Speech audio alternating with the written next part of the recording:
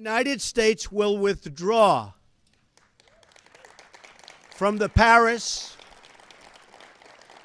Climate Accord.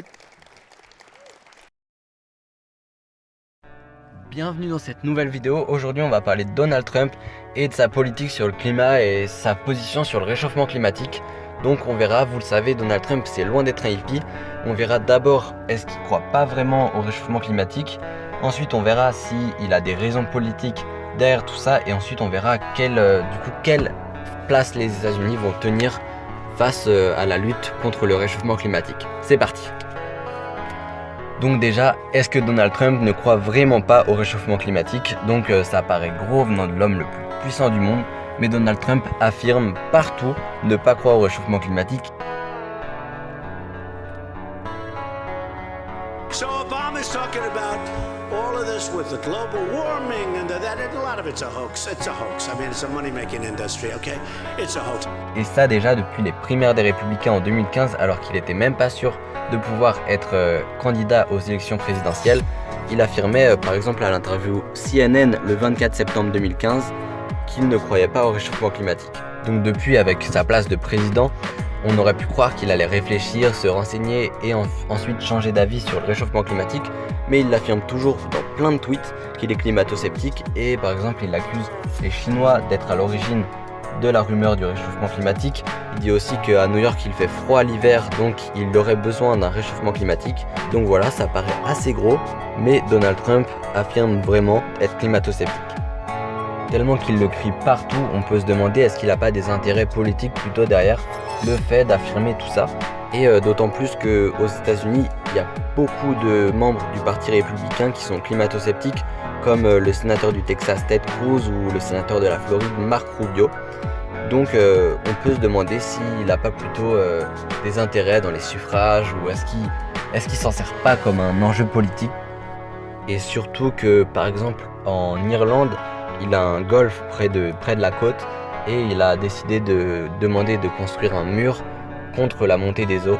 Donc ça prouve bien qu'il est conscient des effets de l'avenir du globe. Donc selon moi, il peut y avoir deux raisons qui font que Donald Trump aurait des enjeux politiques derrière le fait qu'il affirme être climato-sceptique. Et ces deux raisons seraient liées au pareil qu'il a fait pour remporter les présidentielles, c'est-à-dire rassembler les minorités qui souffrent aux États-Unis en un seul candidat qui serait leur porte-parole. Et donc c'est ce qui a fait que Donald Trump est aujourd'hui président des États-Unis. Donc pour ce faire, déjà la première raison, c'est qu'il voulait attirer des lobbies puissants mais qui ne sont pas représentés chez les démocrates, comme par exemple la NRA, le lobby des armes. Dans le cas du réchauffement climatique, les industriels comme ExxonMobil ou BP qui n'auraient pas trop intérêt à ce qu'il y ait des lois limitant les émissions de gaz à effet de serre.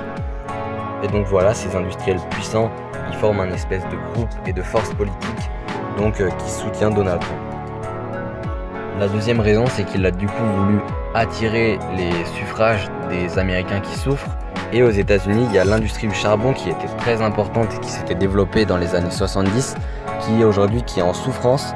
Donc par exemple, fin 2015, il y avait 65 971 emplois dans les mines, soit 12% de moins qu'en 2014. Donc ça prouve bien qu'il y a beaucoup de chômage qui sont en train de se créer dans tous ces secteurs.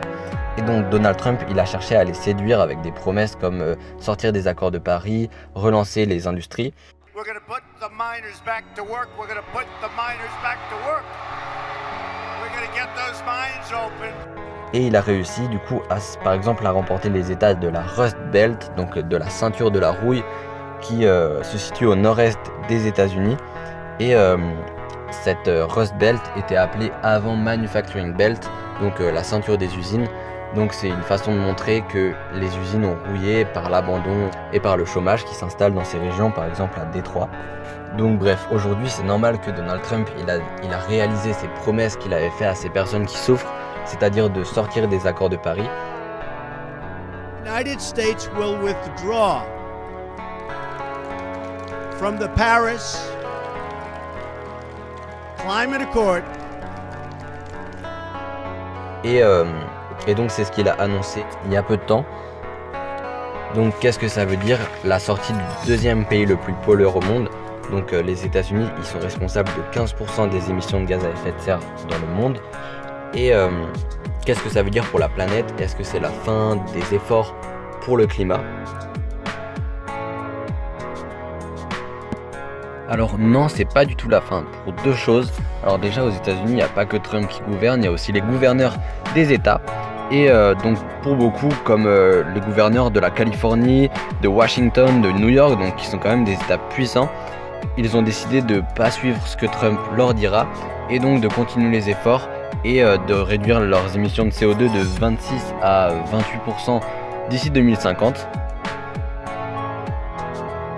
Et ensuite, les accords de Paris, ils avaient prévu que certains pays comme les États-Unis voudraient sortir des accords de Paris. Et donc il a prévu qu'il fallait attendre 3 ans à partir de sa signature pour pouvoir demander à sortir. Donc il a été signé en 2016, donc ça nous ramène en 2019, plus un an de formalité.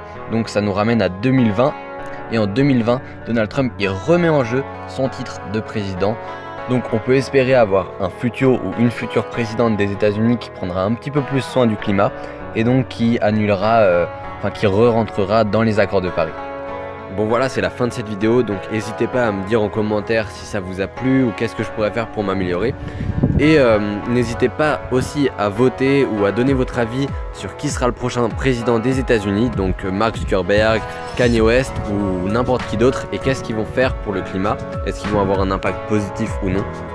Et puis je voulais juste rajouter que les mineurs par exemple qui votent pour Donald Trump pour qu'il limite les lois sur le climat, bref tout ça, et bah c'est pas forcément une mauvaise intention de leur part, c'est juste qu'ils souffrent et forcément ils veulent tirer leur épingle du jeu et puis voilà, pas être au chômage quoi. Enfin bref, ciao.